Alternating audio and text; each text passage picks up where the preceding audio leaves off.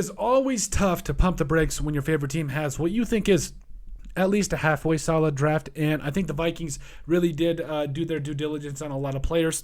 Would have been nice in the third round if, there were a couple of different guys there that I felt like they were targeting guys like Trenton Simpson. Dion Henley potentially was also going to be there in the third round, but it is what it is. It's tough. Maybe even Drew Sanders, if he would have fell, that would have been absolutely bonkers. But the Vikings, they still went out there, started with only like 5 picks, traded back a couple of spots, and despite all that, they still got some hate for some of their picks. But anyway, no matter what you think, there is going to be expectations with any rookie draft class, and that's exactly what we're going to touch on today. And for the Minnesota Vikings, I think there's a couple things you got to look at this class and think, okay, what's this guy going to do? It all starts with Jordan Addison. There's just no way around it. Jordan Addison was that dude coming up out of Pitt, then going to USC and finding himself, a pretty good season there, for the Trojans. So 59 catches, 875 yards, and 8 touchdowns. What is the expectation?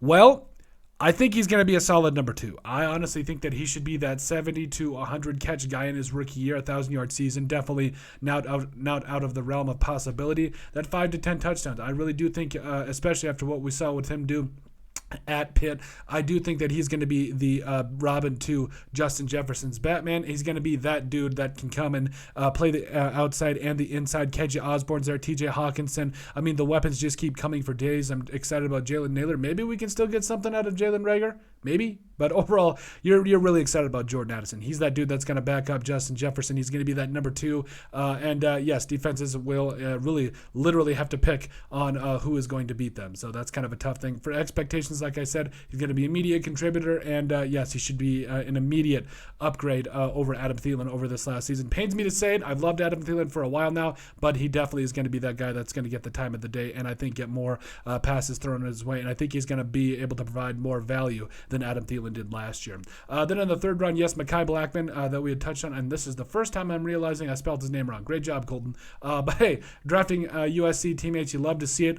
Overall, Mekhi Blackmon, I called him the steal of the draft for the Vikings, mainly because, I really like Mekhi Blackmon. If you watch any amount of tape on this guy, it is the alpha dog attitude. The story goes that with him and Addison at USC, he skipped to the front of the line and asked to cover Addison. I love that dog mentality. Had a 90.6 PFF coverage grade last year, 3 picks, couple of tackles for loss, and he's shown that he is not afraid to get after it in the run game as well. I love Mekhi Blackmon. I think he's going to be a guy that he's going to be at least in the very rotation. Like the Vikings got rid of Cam Dantzler, who went to the Washington Commanders. Yes, they brought in Byron Murphy. It's still going to remain to be seen what is with Booth as well as a Caleb Evans. So honestly, I'm excited for Mekhi Blackmon. I think he has a tremendous shot to not only be a starter but really be a standout player for the Vikings that can play on the outside and bring a little bit of oomph and as well as that alpha dog mentality.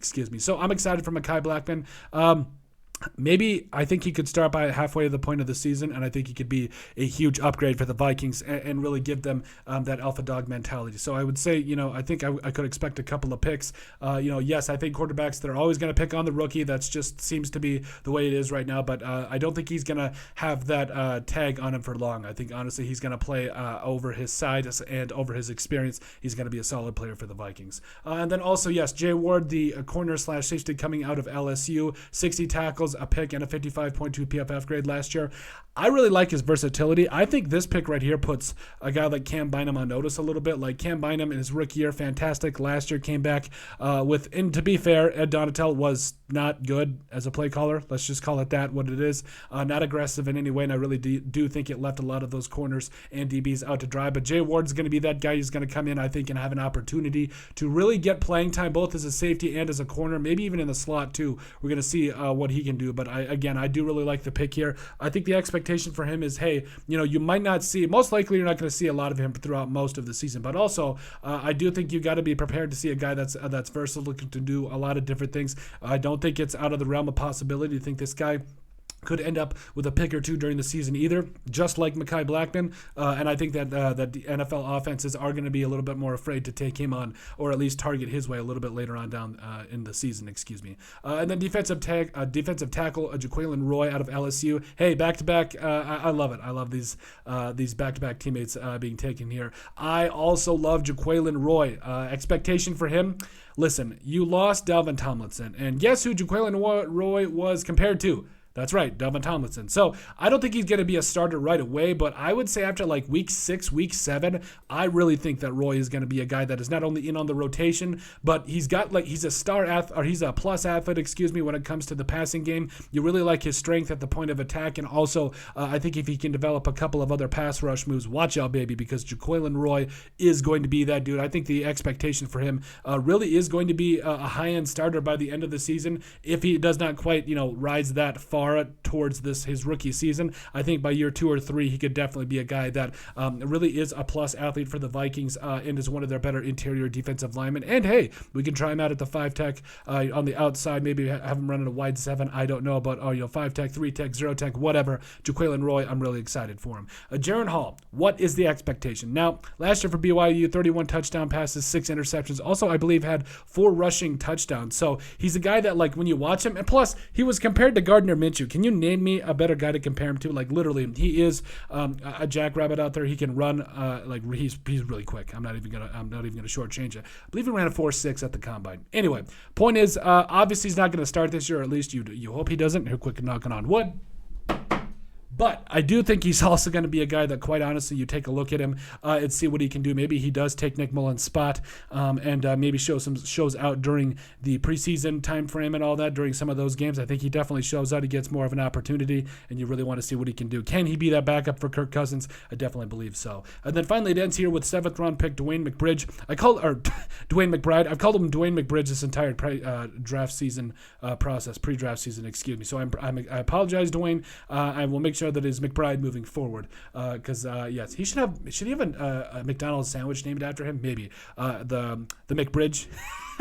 I'm sorry. Anyway, so Dwayne McBride, I think, is going to be a fantastic addition here for the Vikings. Yes, they have Alexander Madison, Kenny Nwangu, and Ty Chandler, as well as Dalvin Cook. But I mean, is he going to be here? Dalvin Cook? I don't know. But Dwayne McBride, I think he's going to be a guy that really does give the Vikings running back room a little bit of a shot in the arm. Yes, like we mentioned, you have a lot of backs, including Alexander Madison, that should be the starter here. But at the end of the day, it never hurts to have that 7th-round guy that does come in, add a little bit of value. He's got a little bit of jukes to him. Like, if you watch him, he does have some of those, make some of those jukes that you're just like, wow. Like, he's got definitely got great agility. He's not a burner in terms of, like, turning on the jets. He's not AP. We understand that. But he does have some similarities just in terms of those jump cuts and everything, and I'm really excited for him. So I think he could be a guy that really does get 40 to 50 touches throughout the year. I think we could possibly, if everything goes according to plan, maybe he could see some playoff touches and maybe do some things. So I'm really excited about it. But that is it. That is our expectations for the Minnesota Vikings draft class / rookies in 2023. Let us know what you guys think. Make sure you guys like and subscribe down below. Leave a like and a comment. It helps people find the show. We really appreciate all of you guys' support and everything. You guys are truthfully awesome. We love every single one of you. Down in the description below, you'll find all of our social media platforms, so give us a like and a follow there. Also, remember to give us a listen and sub on iTunes. And finally, if you have anything else you'd like us to cover, send us an email at thesportsbp@yahoo.com or put in the comment section down below, and we would love to cover it. But let us know what you guys think about the expectations for the Minnesota Vikings rookies in 2023 and beyond.